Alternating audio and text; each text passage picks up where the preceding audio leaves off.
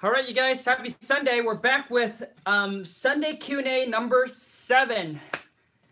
So bring your wholesaling questions and let's get it answered. Happy Sunday, you guys. I'm just going to wait until everybody gets on here. We got 2 thumbs up. Who's on? Drop me a comment. Happy Sunday. Want to make sure the lighting here. We got 4 people. Comment below. Let me know where you're in. Jin, what up? Happy Friday. Laptop lifestyle. I like that. Happy Sunday. I'm sorry, I said Friday. Happy Sunday. Jin, I did saw your comment, and I am excited for your 100K wholesale deal, man. That's awesome. When are you closing on that? Kiera, happy Sunday. Sean Johnston, happy Sunday. Belak, what up, Seattle, Washington? Whoop, whoop. Happy Sunday, man. I'll show you the check soon. Awesome, man. I'm excited for that. Rob, happy Sunday, Wisconsin. Nice. Johnson, Neil Johnson, happy Sunday. David Thompson, happy Sunday. Orlando, in the house. Nice.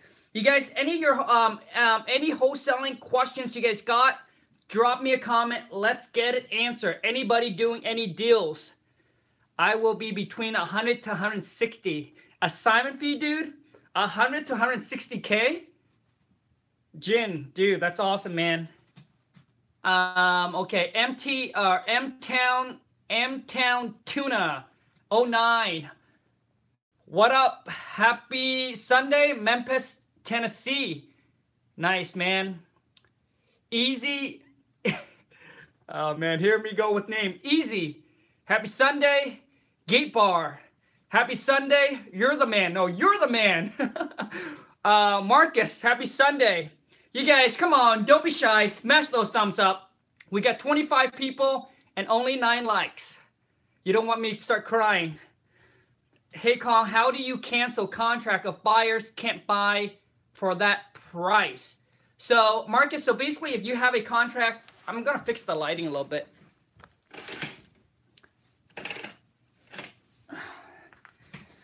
Let me see if that's better. Let me open up this window. If that's better. Nope, it's too bright. There we go. Maybe that's better. Open it up a little bit. Nope. That's probably okay. That's better. So let me see here.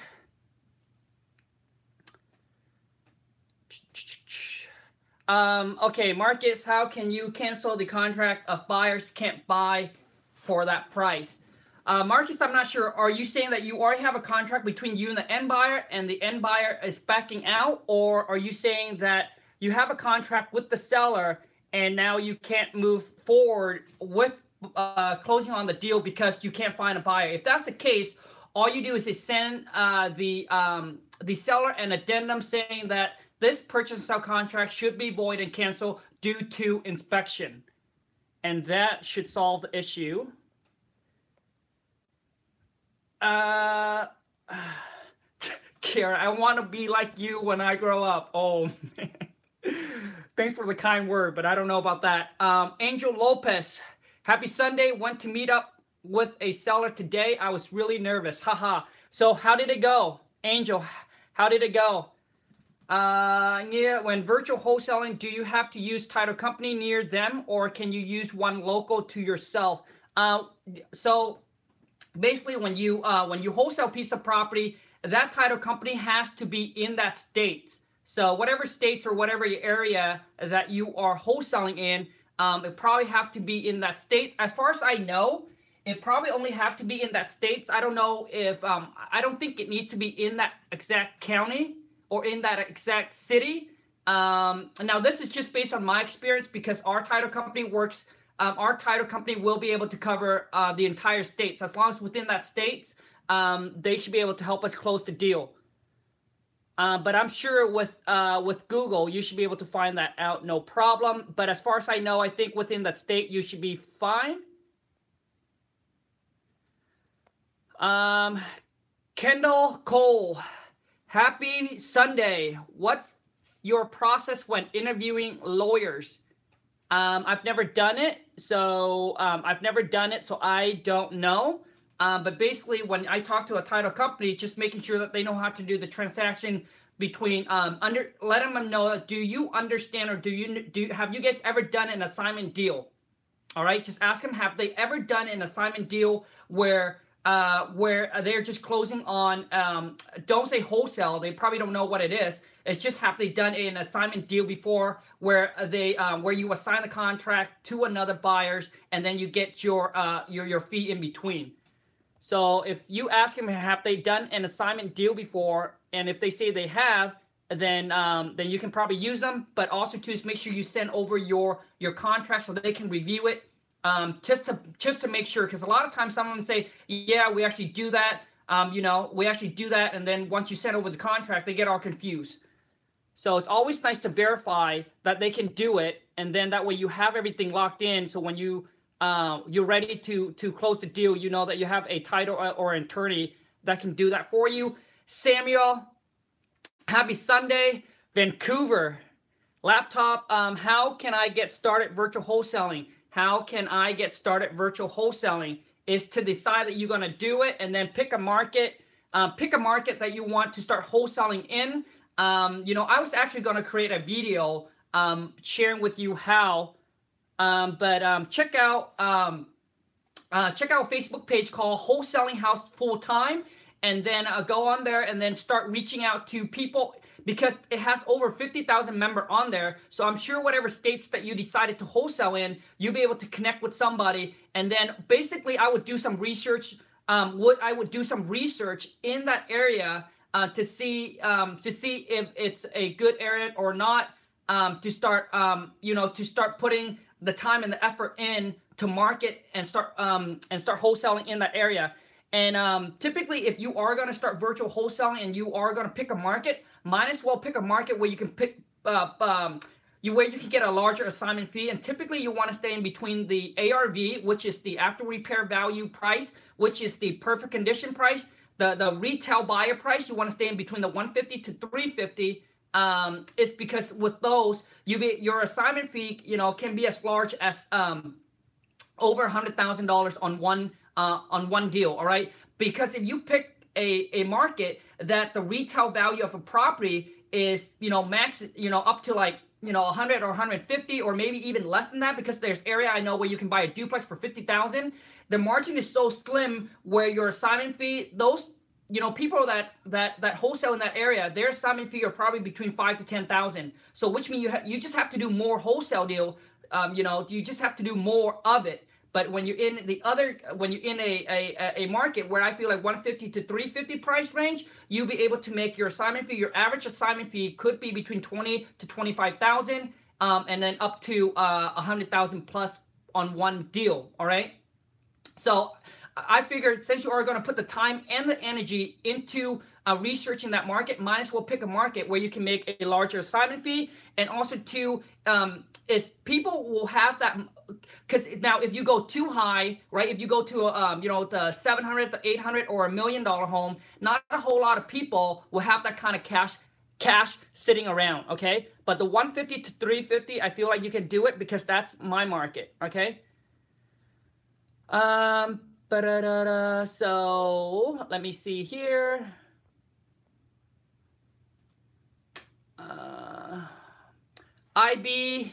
IBN, happy Sunday. Car, happy Sunday. What up, brother? Do pink bandit signs work? I think any sign is better than no sign, but hey, to me, I think a lot of people are using yellow because it stand out, but I don't see no reason why you couldn't try pink. Bandit sign aren't expensive either, so I would certainly test it. Just make sure you have a different phone number on there, so you know when the caller calls in, you know which bandit sign it comes from, so you can track to see if it works or not. And you guys, it's always nice to try something new. If you have the budget for it, and bandit sign doesn't cost that much, so if you want to give it a shot, I think you should. It's nice to do something different than other people does. Jade. David Thompson, happy Sunday. I have a commercial zone property on a contract, which only the size of a small doctor's office. How do I find buyers for that? Do I use buyer list or do I find a national buyer? David, I have a commercial zone property under contract. I'm not sure what you mean by national buyer. So basically, once you tie the property up, then you're going to start marketing that property, pop it on Craigslist, pop it on your local RIA. Maybe they have a Facebook page. Ours, we do. Start calling all the local realtor in that area, pop it up on that Facebook group that I just shared with you. There's another one that has over 70,000 member on there. I think it's investor, it's just real estate investor or something like that. And then just start marketing it. And then, let me see here. Franklin, happy Sunday. I have a deal under contract for $25K and I'm struggling to find a buyer.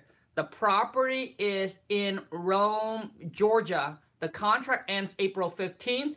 How to find the fix and flip guys? Should I call realtor? Yes, Franklin, you should call realtor. Have you popped that out on Craigslist yet? Have you pop it up on that Wholesaling Houses full-time Facebook page yet? Have you pop it up on that real estate investor wholesaling?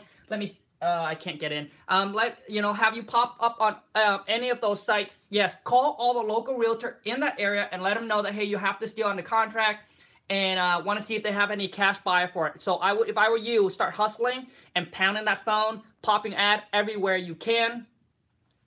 There's another one that I think it's home my house deal or something like that.com where you can put that on there as well. Reach out to your local RIA, Google local RIA in whatever states or whatever area you're in. They might have a Facebook page where you can put that, where you can join them. I think it's like, I don't know, $20 I can't remember how much it is, but it's not very expensive, and they'll be able to let you post your wholesale deal on there, and they'll send it out to buyers. Steve, happy Sunday. Do you use have you ever used door direct mail with the post office and use yellow letter? Steve, we use yellow letters. Kassan Baby 101. Quality is much better. Boom. Awesome. Happy Sunday. Welcome to the family and the channel.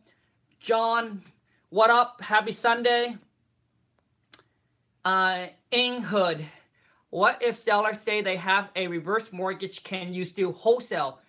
Yes, you can, as long as there's equity in the property. So as long as there's equity in the property, you should be able to do it. Let me see here. Jin is getting a lot of people hitting you up. Aki, happy Sunday, bro. How's everything going?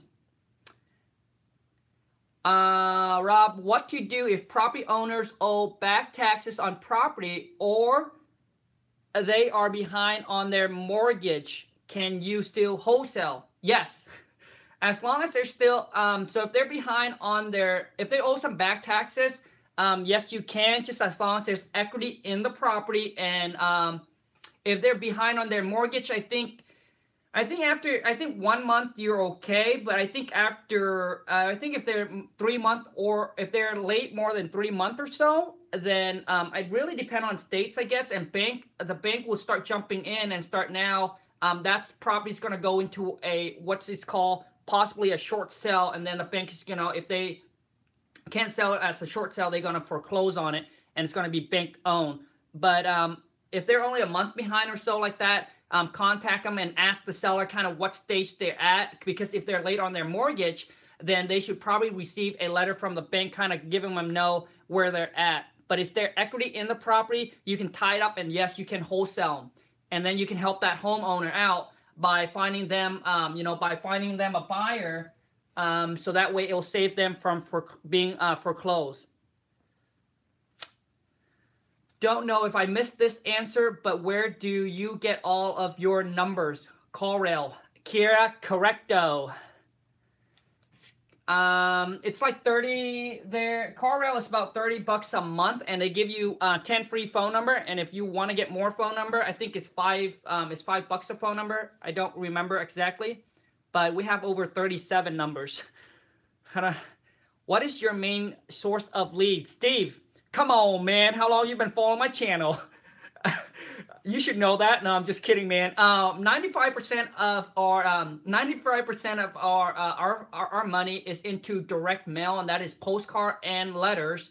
The other 5 or 10% is probably networking, referral, and realtor. Denise C, happy Sunday. Got the time wrong. Thank you for all the info. I found a website that has lots of property. Nice. Hey, Khang. So I'm from New Jersey. Well, IBN, I'm sorry, and a new law passes saying that the property must be held for a minimum of 3 months before it can be resold or assigned. How can this be beneficial or used to my advantage? So let me see here. Okay, I'm not exactly sure what exactly your question is, but I think if you have to hold it for 3 months, then it's probably a bank-owned property. So basically, once you close on it with the bank property, whether it's a short sale, it's a foreclosure, REO, whatever it is, you have to hold it. It's called a seasonal period. So the bank wants you to hold it for 3 months. Some bank wants you to hold it for 6 months. So I'm not exactly sure what your question is, but there's no seasonal period. There's no period you have to hold the property because you're just assigning the contract. All right. So basically, once you tie the contract between you and the seller, okay, and then what it does is it allows you to assign that contract. So there's no seasonal period, or there's no period where you have to hold it because technically you haven't closed on the property yet. All right. So IBN, does that make sense? Let me know if that makes sense at all. Because I think what you're trying to say is that's when you actually buy and close on the property. All right. But this, you're still in the process of doing your research, and that research time period is giving you time to find that buyer, to find that cash buyer. Holy smokes, we got 44 people. Oh my God. Smash those likes, you guys. Come on, there should be 44 likes. Oh man, this is awesome. Denise, I want to sell cheap. I want to sell cheap to another wholesaler. Should I buy it first? Less than 1,000, or should I wait to find a buyer? Denise, I'm not exactly sure what you're saying. I want to sell cheap to another wholesaler. Okay, so basically what you're trying to, so okay, got you. I think, so should I sell cheap to another wholesaler or should I buy it first? Well, Denise, typically when you are signing it, if you're wholesaling it, you're not going to buy it, all right? You're not going to buy it, so don't close on it. Or should I wait to find a buyer? Then keep on marketing until you find buyers that's willing to pay you for more than what you're going to sign it over to another wholesaler. All right. So I think what you're trying to say is you got this property on the contract, and now you got a wholesaler that wants it for X amount, but you feel like it's too, or I want to sell cheap to another wholesaler. So basically you're debating if you should sell it cheap to assign the contract to another wholesaler and let them go ahead and find that buyer and just get your fee, or should you wait until you find that buyer yourself? Is that correct? And I guess that's going to be up to you. If you feel like, hey, you know what, I tie it up and I can assign it to this wholesaler and I can make, I don't know what the fee is, 1,000, 2,000, or 3,000. And if you're happy with that, and and then you can sit back, and now that wholesaler, now his job is he's the one that's going to be, he or she is going to be the one that's going to worry about finding that cash buyer to come in and close on the deal. So that's going to be up to you. Sean, how are your VA doing? Any problems? VA are doing good. We actually just hired on 2 more VA, and the thing is, what about the thing is, you guys gonna, I'm sorry, we had one VA that just recently quit and decided she wants to merge into another, she wants to start going on to her little entrepreneur pyramid kind of thing. So we end up parting way with her, but she's a good employee. So in replace, we hire on two other VA, but we haven't had any issue with the VA. But just like in any business, you guys got to understand their employee. There's, you're going to get new one in, people that's, the old one's going to go, etc. So it's like a cycle. So you know that there's employees going to go on and there's employee that you're going to let go, or employee decided, you know what, they decide this is not for them. So they're going to move on, etc. So let me see if I can get better light. Okay, good. Better lighting. The sun kind of gone away. Let me pull this one back. Awesome. So employee comes and go, okay? But make sure if you have a really good one, then obviously try to make sure that you get them well taken care of, so that way they'll stay with you. My wife and I always say you want to put the golden handcuff on them, and letting them know that if they are really, really good employee, you want to put a golden handcuff on them and try to make sure that they know that, hey, they can't go out there and start over and find another job where they'll be able to get paid as much as you're paying them right now. And, obviously you want to treat them well. If they're really adding value to your company, to your business, and making you money, you want to make sure they are taken care of as well. We got a lot of people, a lot to me anyway. Samuela, probably pronounced it wrong. Forgive me. Can your buyer steal your deal from you? Does a title company stop that? No, the title company cannot stop that. If your buyer really trying to steal the deal from you and go behind your back, to be honest with you guys, if someone have the intention of doing that, there's really no way you can stop them. You can sign a contract with them. It's called a NCD. It's a non-compete disclosure. But still, if they really want to go around your back, they can. But Samuela, don't let that stop you. A lot of buyers, if they're into this game, it's really rare that you're going to come across someone that's going to try to do that. But does it happen in this business? Yes. I'm fortunate that it hasn't happened to us yet. So, but don't let that worry stop you. If you want to sign the agreement with them, sign it, and then just go ahead and send them out there. Let them do their thing. Franklin Taylor, I do deals in Rome, Georgia. Also hit me up. Okay, I guess that for someone else. Joe Ho, happy Sunday. Khang, how much were you spending on marketing up first? Oh, your first 6 months before your first deal. I think I was spending, man, I was pounding the phone hard. Every single day I was pounding the phone. So what it is when I first started, so my first 6 months, so obviously, we went to the, if you guys follow my channel, I went to the seminar, right? And the guru, the guy that's teaching the seminar said, hey, you know what? Go on Craigslist and start calling these sellers and making offer. You guys, I was calling and that's all we were taught, right? It's called Craigslist. And, so you guys, when you get a mentor, make sure you get a mentor that's actually doing deals right now, right? It's just like a GPS. When you're going to get a GPS, make sure you get the upgraded version. Otherwise, they're going to teach you the old stuff the old traditional stuff that people are doing, all right? Because they haven't been in the business, so they don't know the new thing that people are doing. But at the time, all we would talk was calling Craigslist. So I would call everybody in my states. Right, first I was calling everybody in the city. Then I ran out of people to call. Then it was the county. Then it was the next county, etc. And then I call everyone in my states on the Craigslist. Then I was calling and eventually I was calling everybody around the U.S.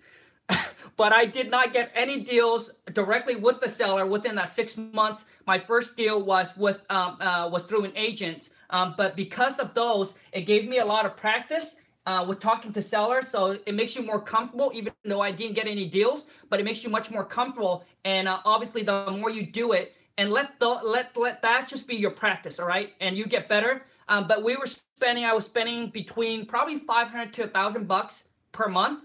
But what I did wrong was I was sending the marketing out once a month. Instead of breaking it down to 4 per week, I sent it out all at once, and I was getting a ton of call coming in for the next 2 weeks, and then it died down. So the next 2 or 3 weeks, I didn't have any call because my marketing won't come out until the 1st of next month. That was a mistake. I got so many calls coming in where at a time I wasn't good at talking to seller, and also too is I was getting so much call coming in, I didn't know how to track it because I didn't know about, Podio and call route. I didn't know how to track it. Let me see here. Obviously, I got so many of this booklet, and I was keeping everything, all the notes here. Here, this is one of the letters that we sent out. It's called Yellow Letter. Well, it's something like this. It's just I want to buy your hi, my name is Khang. I want to buy your house at blah blah blah. Please call me. Very simple in that, and we get very good results. And the letter's about $1 a letter, and they will send it out for you and everything like that. And it comes to about $1. But I was sending out a lot of I was spending about $500 to $1,000 per month on it. But I was getting so much incoming call, and then I would lose track of the call, lost some leads, etc. Because I should have break it down to 4. All right. So if you have 1,000, break that down to 4. All right. Break it down to 4, and then so you can send out these letters once a week. So that way you get consistent call. Okay, man. Human, happy Sunday.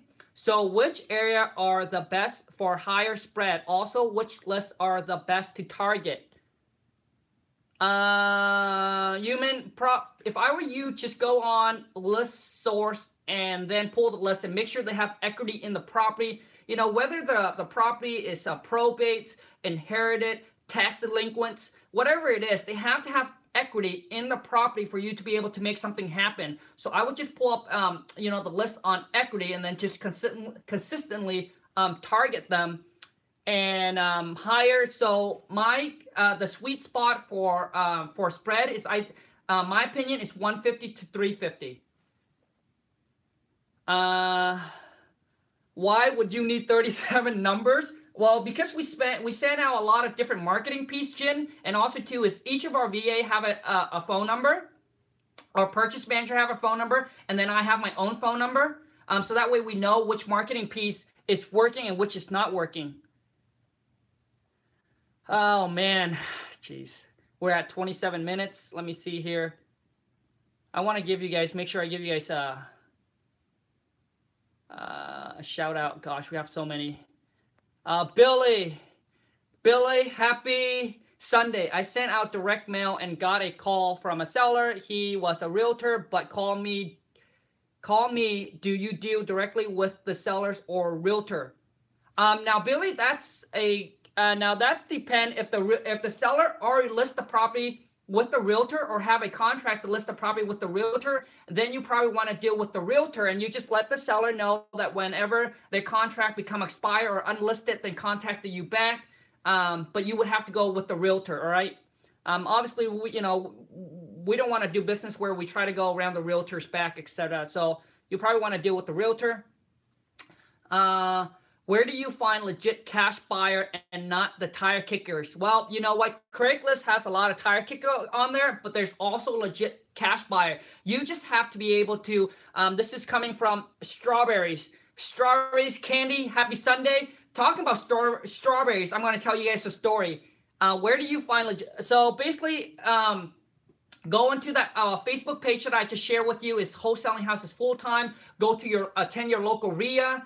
Attend your local RIA, networking with realtor, right? Those are the ones that have some solid buyers. Craigslist are a lot of tire kicker, but there are legit buyer on there. You just have to be able to talk to them and just kind of, just have to judge and verify who's the real deal and who's not.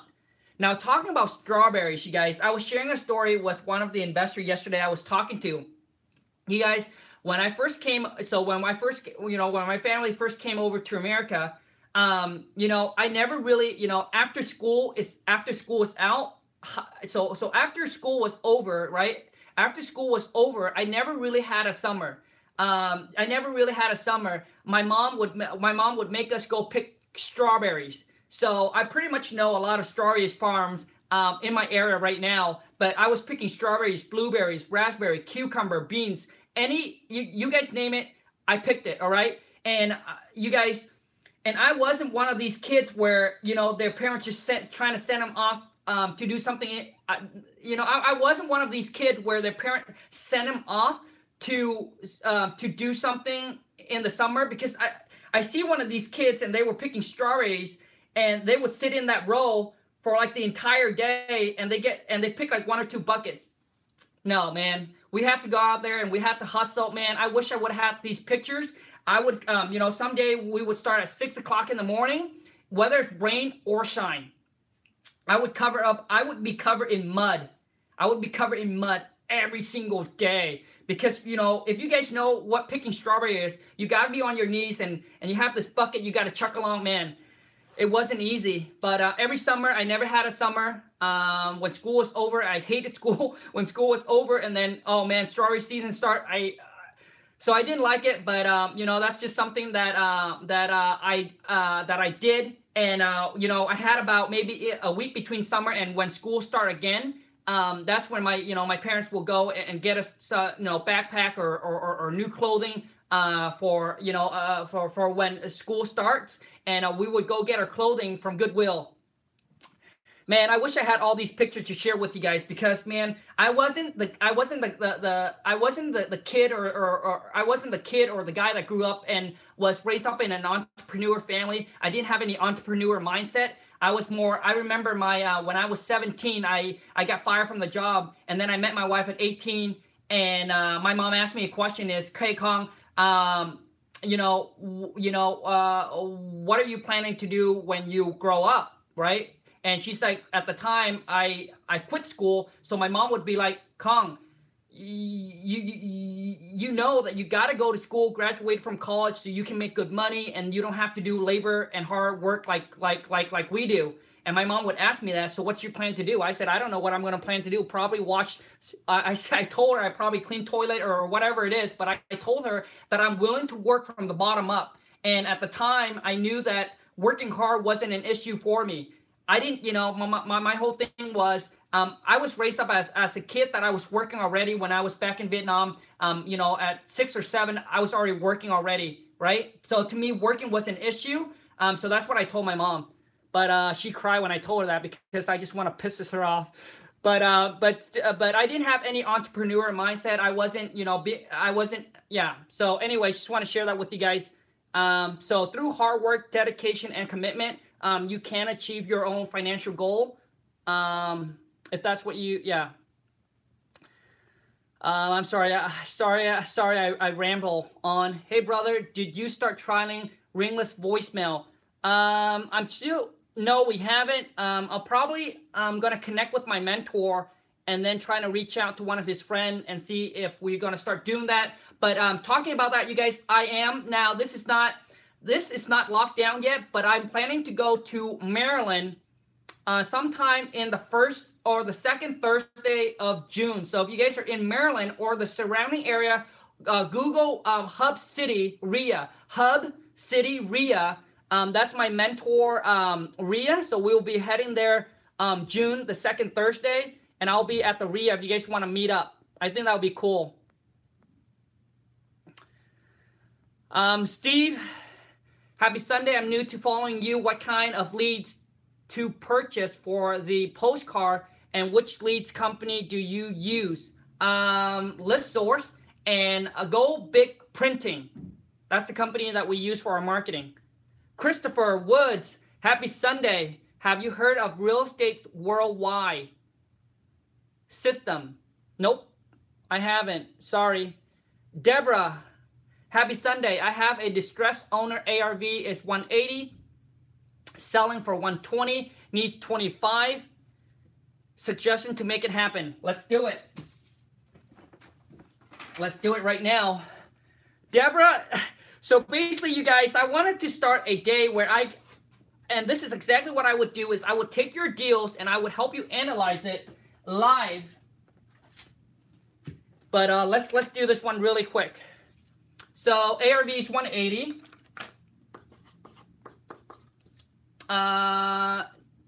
Selling for 120, need 25. So what we're gonna do is, oh, I love how I have my phone free now. So 180 times 70%, or just say 180 minus 30%. So that takes you down to 126. And then now you got to minus the repair, which is 25. So if I minus 25, that takes you down to 101. Now the reason why you minus 30%, because that's what most savvy investor are looking for, okay? They're looking to make 30% on their money, all right? 30% return. So that's why you got to minus 30%, or some people say times it by 70%, exact same thing. So minus 30%, and then now you got to minus the repair, which is the 25,000, and then that brings you down to 101, and then you got to minus your assignment fee, whatever you want to make. So let's just say if you want to make 10,000, so 101 minus 10, now that puts you at 91,000. So your offer to the seller, will have to be 91,000 if you want to make a $10,000 assignment fee. Anyways, you guys, I'm so sorry I have to end the stream. I gotta go.